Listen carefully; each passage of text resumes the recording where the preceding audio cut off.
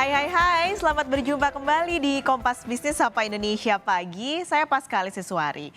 Saudara, konser Coldplay sebenarnya masih 5 bulan lagi ya di Jakarta. Ngewarnya juga udah selesai nih dari minggu-minggu lalu. Ngewarnya Jakarta, Kuala Lumpur, Australia, Singapura semuanya udah selesai. Anda dapat konser tiket di negara-negara tersebut. Nah tapi meskipun sudah akan atau sudah lewat warnya dan konsernya juga masih nanti. Tapi konser ini masih jadi perbincangan masyarakat. Apalagi yang terbaru di Jakarta, jadwalnya ini bentrok sama Piala Dunia U17. Yang juga masih jadi sorotan saudara adalah kenapa sih Coldplay bisa konser di Singapura 6 hari. Sementara di Jakarta cuma dimampirin 1 hari aja saudara. Nah ya kalau kita lihat ini adalah jadwal Coldplay di Asia yang kami ambil dari November 2023. Ia akan datang ke 3 kota yaitu Tokyo, Jakarta dan Kuala Lumpur. Lalu bergeser ke Januari 2024, jadi ada jeda di bulan Desember. Di Januari akhir dia akan menuju ke Manila dan Singapura, baru di Februari dia akan pergi ke Bangkok, Thailand. Kalau Anda melihat jadwal di Asia ini, setidaknya dari seluruh jadwal konser, cuman Jakarta dan Kuala Lumpur yang jadwal konsernya hanya 1 hari. Sementara negara lain minimal 2 hari konser. Ini nggak hanya di Asia, tapi di Amerika, lalu di Eropa minimal Coldplay itu konser 2 hari di kota tersebut. Sementara di Asia atau di Asia Tenggara lebih tepatnya Jakarta dan Kuala Lumpur hanya dimampirin 1 hari aja. Nah ini berbeda sekali dengan kondisi di Singapura ya. Kita tahu waktu jadwalnya keluar pertama kali Singapura dia cuma ngeluarin jadwal 4 hari yaitu 23, 24, 26, 27. Tiba-tiba nambah lagi jadi tanggal 30 5 hari. Terus nambah lagi jadi tanggal 31. Jadi total ada 6 hari konser di Singapura dari tanggal 23 sampai 31 Januari. Padahal kalau Anda lihat secara pasar dari seluruh kota yang dimampirin, sebenarnya mana sih yang paling besar? Jakarta ya di Indonesia sebenarnya dari jumlah masyarakatnya. Tapi banyak hal-hal lain yang jadi pertimbangan kenapa akhirnya musisi sepertinya lebih nyaman konser di Singapura. Anda lihat 6 hari dia milih di Singapura. Banyak hal, misalnya yang pertama pajak dan juga birokrasi di Singapura lebih sederhana dibanding Indonesia. Kita tahu ya kalau ngomongin birokrasi di Indonesia, aduh udah nyerah bendera putih gitu. Nah makanya harga tiketnya akhirnya bisa lebih murah. Banyak yang bilang juga masyarakat nih kalau di media sosial, kalau di Singapura nggak banyak jatah preman. Beda sama kalau di Jakarta, makanya harga tiketnya jadi lebih mahal di Jakarta. Nggak hanya itu, soal infrastruktur terutama transportasi. Kalau di Singapura sudah pasti banyak opsi-opsi transportasi umumnya. Lalu ada lagi sampai 2024 atau di November 2023 sampai di Februari 2024 itu sudah masuk masa kampanye dan juga pemilu. Beberapa musisi tentu melihat track record yang terjadi di Indonesia kalau lagi kampanye politik. Musisi juga nggak mau tentunya datang ke Jakarta, ke Indonesia, terus mereka merasa tidak aman atau bahkan lebih mengkhawatirkannya lagi dijadikan alat politik. Nggak hanya itu saudara, kami kemarin sempat membaca, kami kutip dari koordinator tim ahli Seknas SDGs Indonesia yaitu Yanuar Nugroho. Di Twitter resminya bilang kalau Coldplay ini punya tim riset untuk memutuskan negara mana, kota mana yang akan mereka sambangi. Terutama soal sustainability-nya. Nah di website resmi konser Coldplay juga ditulis saudara, konsep sustainability yang mereka usung. Kami akan tunjukkan kepada Anda, ini adalah websitenya, Anda juga bisa langsung meluncur ke website tersebut. Tentunya ini mudah-mudahan bukan gimmick dari Coldplay ya, tapi kalau di websitenya yang kami baca, mereka menulis soal produksi tour, ini mereka berjanji akan menekan emisi CO2 mulai dari set panggung, tata cahaya, pengiriman logistik sampai penerbangan.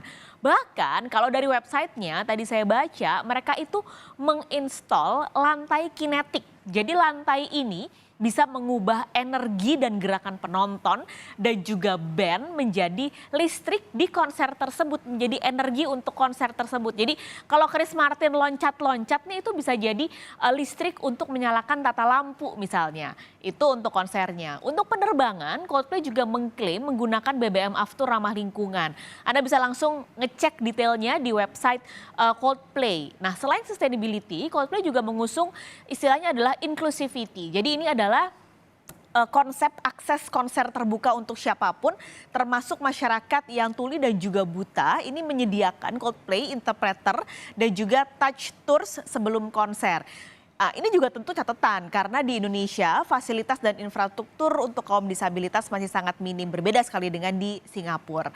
Lalu pertanyaannya, selain Singapura yang 6 hari konsernya ya, ada juga sebenarnya Brazil yang konsernya sempat 6 hari. Emang Brazil udah sustain, bukannya mereka juga kayaknya kemiskinan di mana-mana, babat hutan di mana-mana, infrastruktur minim. Tapi kami mengambil data dari Sustainable Development Report milik PBB, saudara. Mereka menghitung ranking 193 negara anggota PBB, yang mengejutkan adalah ternyata Brasil ini ada di atas Singapura untuk ranking sustainability-nya, yaitu di angka 50, sementara Singapura di angka 64. Sustainability ini nggak hanya bicara soal lingkungan, tapi dari SDGs yang dikeluarkan oleh PBB ini total ada 17 aspek yang dihitung di keseluruhan ranking di negara tersebut, mulai dari kemiskinan, kelaparan, ada juga energi bersih dan juga inovasi dan lain-lain. Total ada 17 aspek yang dihitung. Kalau Anda lihat urutannya, saudara, nomor 21 Jepang ini berada di nomor 21, lalu ada Italia, Thailand, disusul Brasil, Singapura, Indonesia ada di peringkat ke-75, baru Malaysia di peringkat 78. Jadi kalau kita tadi sambungkan kenapa Jakarta dan Kuala Lumpur cuma 1 hari, kira-kira cocokologinya ini nggak ya, pas nggak ya? Karena di ranking sustainability Indonesia dan Malaysia ini masih di peringkat 75 dan 78. Masih terbilang rendah dibandingkan dengan ranking-ranking negara lain yang disambangi oleh Coldplay. Belum selesai ngomongin Coldplay ya, ada satu lagi nih jadwal konser yang muncul, yaitu Taylor Swift yang sedang tur dunia The Eras Tour. Ini kayaknya Swifties juga sedang nunggu ya. Jadi cuma ada 2 kota yang dimampirin di Asia, saudara. Tokyo dan Singapura. Lagi-lagi Singapura, lagi-lagi 6 hari. Awalnya cuma 3 hari konsernya, di tanggal 2, 3, 4 Maret. Tiba-tiba dia nambah jadi tanggal 7, 8, 9 Maret. Bayangin 6 hari dia di Singapura, di Tokyo dia 2 hari. Jadi emang benar-benar ke semua orang di Asia Tenggara mungkin di tanggal ini akan terbang ke Singapura karena udah nunggu konsernya Mbak Tay Tay ini ya. Nah emang reputasi konser Singapura ini nggak kaleng-kaleng. Seluruh musisi dunia kebanyakan memang memilih Singapura untuk datang. Jadi sebenarnya bukan hub bisnis aja sekarang Singapura, tapi udah jadi hub konser di Asia Tenggara atau bahkan di Asia. Kita nggak pernah dengar sebenarnya cerita di Singapura ada calo yang jual tiket sampai 4 kali lipat gitu untuk harga tiket. Beda banget kondisinya sama yang terjadi di Jakarta.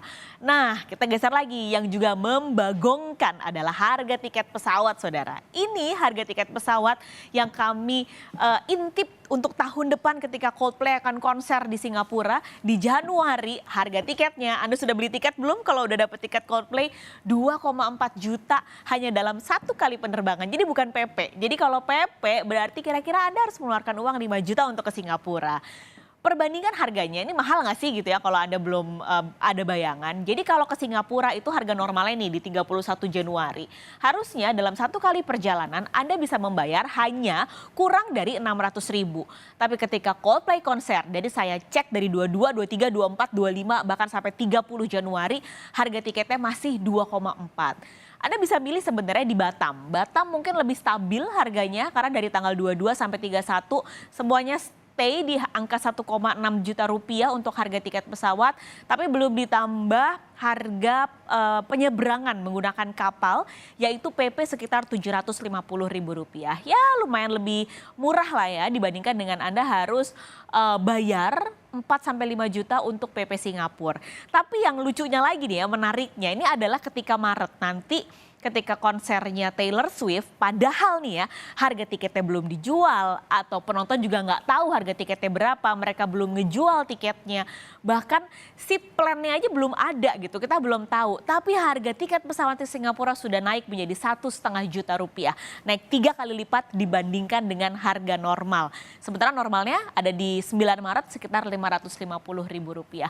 Jadi Anda bayangkan dengan konser yang luar biasa ini berapa keuntungan Singapura di bulan Januari Januari dan Maret hanya karena konser dari Coldplay dan juga Taylor Swift. Sudah pasti rombongan orang-orang akan pergi berbondong-bondong ke negara tersebut. Pertanyaannya, bisa nggak ya kira-kira Indonesia jadi hub konser seperti Singapura? Kita punya pasarnya kok, tapi tentu banyak PR yang harus diperbaiki. Mulai dari infrastruktur, birokrasi, hingga sistem pertiketan.